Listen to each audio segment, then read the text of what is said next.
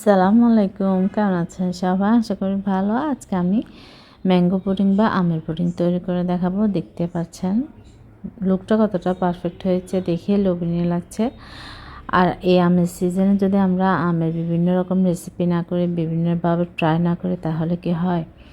এখন তো খুব অ্যাভেলেবেল আম পাওয়া যাচ্ছে, আর কিছুদিন পর কিন্তু পাওয়াই যাবে না। তাই আপনারা চাইলে ফ্রোজেন করে রেখেও কিন্তু এই পুডিংটা আপনারা যে কোনো অকেশনে, যে কোনো সময় আপনারা যে কোনো দাওয়াতের প্রিপারেশনও আপনারা এটা তৈরি করতে পারেন।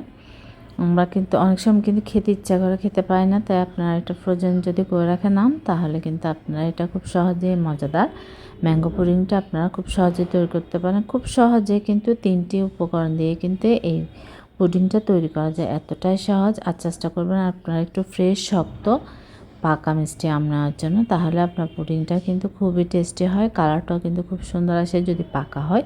অতিরিক্ত পাকা যেগুলো একটু নরম হয়ে যায় ওই টাইপের আমটা নেবেন না, কারণ ওইটা নিলে কি হয়, আপনার একটু পাকাটা বেশি হয়ে যাওয়ার কারণে একটু ফ্লেভারটা একটু আমের বেশি আসে। তাই আপনারা চেষ্টা করুন পাকা, কিন্তু আপনার অত বেশি না, একটু শক্ত অবস্থায়। আপনারা আমার ম্যাঙ্গোটা দেখে বুঝতে পারছেন কীরকম, সেরকম নিলে হবে। আর ফ্রেশ নেওয়ার চেষ্টা করবেন, তাহলে আপনার পুডিংটা কিন্তু খুব সুন্দর হয়।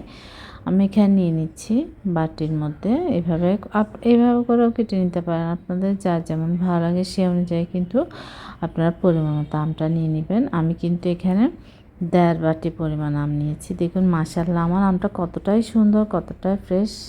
দেখতে পাচ্ছেন আমি কেটেছি একদম সলিড সলিড টুকরাগুলো, খুবই সুন্দর। তাই এভাবে করে সবগুলো আম আমি কেটে নিয়েছি। এখানে আমার 1 কাপের থেকেও বেশি আছে, 1.5 কাপ পরিমাণ হবে। আপনারা আপনাদের প্রয়োজন অনুযায়ী নিয়ে নেবেন।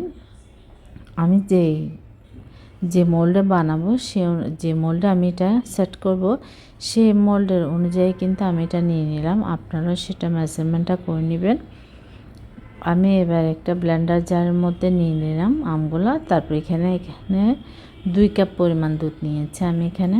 এটা কিন্তু আমি প্রথমেই জাল দিয়ে ঠান্ডা করে নিয়েছি। অবশ্যই কিন্তু এটা জাল দিয়ে ঠান্ডা করে নেবেন, গরম অবস্থায় কখনোই দিবেন না, তাহলে কিন্তু এটা ফেটে যাবে। কারণ আমটা একটু হালকা হলো একটু কিন্তু টকটা থাকবে একটু, যেহেতু এটা পাকা ম্যাঙ্গো, যার জন্য এটা কিন্তু আপনার সিদ্ধ করা না। তাই গরম অবস্থায় কখনো দুধের সাথে মিক্স করবেন না, এটা ফেটে যাবে, ছাড়া হয়ে যাবে। আমার কিন্তু এটা ব্লেন্ডার করা হয়ে গিয়েছে। এবার আমি এটা ছাঁকনি দিয়ে ছেঁকে নিচ্ছি, যেন অবশিষ্ট যেই অংশগুলো থাকে সেগুলো যেন আঁশ বলেন যাই থাকে না কেন ওগুলো যেন চলে আসে। দেখুন কতটা পরিমাণ আমার এখান থেকে বের হয়েছে। আমের যে আঁশটা সেটা একদম স্মুথ একটা ক্লিন একটা পিউরি আমি এখানে করে নিলাম।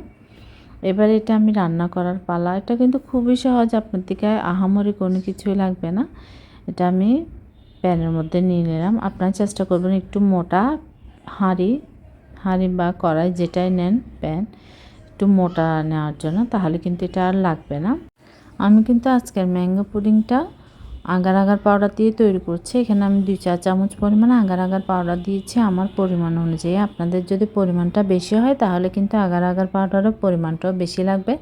আর চুলায় বসিয়ে কিন্তু কখনো আগার আগার পাউডারটা আপনারা মিক্স করবেন না। এটা কিন্তু আগে ঠান্ডা অবস্থায় আপনারা মিক্স করে নেবেন, না হয় কিন্তু এটা আপনার দলা পেকে যাবে, ঘন হবে না। এটা অবশ্যই মাথায় রাখবেন। ঠান্ডা অবস্থায় মিক্স করে তারপর আপনারা চুলার জালটা জ্বালিয়ে দিবেন। কনডেন্স মিল্ক দিয়েছি এখানে আমি 4 চা চামচ পরিমাণ, চিনি দিয়েছি অল্প পরিমাণ।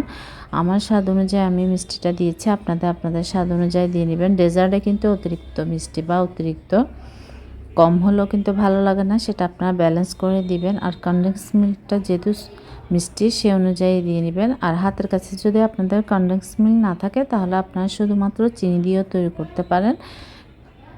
দেখুন এটা কিন্তু অনবরত নাড়াচাড়া করে আমি এটা ঘন করে নিচ্ছি। এটা কিন্তু পাতলা থাকলেও কিন্তু জমবে না, সেটা কিন্তু অবশ্যই মাথায় রাখবেন। অনেকেই কিন্তু বলে এটা জমে না, ভেঙে যায়, পানি বের হয়ে যায়। এটা ঘনত্বটা যদি আপনার পারফেক্ট থাকে, আগার আগার পাউডারটা পারফেক্ট থাকে, তাহলে কিন্তু আপনার খুব সুন্দরভাবে জমে যায়। আর একটা ভালো ব্র্যান্ডের আগার আগার পাউডার ইউজ করবেন। আর আপনার যে বাটিতে সেট করবেন সেখানে প্রথমে একটু ঘি বা বাটার ব্রাশ করে নেবেন। এরপরে কিন্তু এটা আপনারা ঢেলে দিবেন না হয় কিন্তু এটা আপনার কাটার সময় ভেঙে যেতে পারে। আমি এখানে কুচি কুচি করে আম নিয়ে নিয়েছি। আমি কিন্তু এটা ঢালার কিছুক্ষণ পরে আমটা দিচ্ছি, না হয় কিন্তু আবার আমটা ভিতরে ঢুকে যাবে। সেজন্য হালকা একটু যখন একটু জমে আসবে তখন আমি আমটা এবং এখানে আমি কাজু বাদাম দিয়ে পেস্তা বাদাম দিচ্ছি। আপনাদের হাতের কাছে যে বাদামটা থাকবে, কাজু বাদাম, কাঠবাদাম, পেস্তা বাদাম, সেটা দিয়ে নেবেন। খুব সিম্পলভাবে করেছি, আমি আহামরি কিছু ইউজ করিনি। আপনারা হাতের কাছে যেটা থাকবে সেটা দিয়ে করবেন। এটা আমি সারা রাত কিন্তু রেখে দিয়েছিলাম ভালোভাবে সেট হওয়ার জন্য।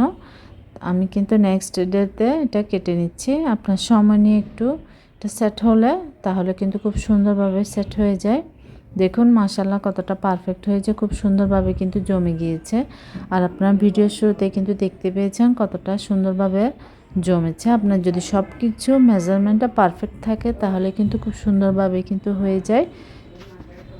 কিন্তু কোয়েশ্চেন থাকে আগার আগার পাউডার দিয়ে কিন্তু জমে না বা হয় না অনেকেই বলে, কিন্তু আপনি যদি সব কিছু পারফেক্ট রেখে করেন, মেজারমেন্টটা ঠিক থাকে তাহলে হয়ে যাবে।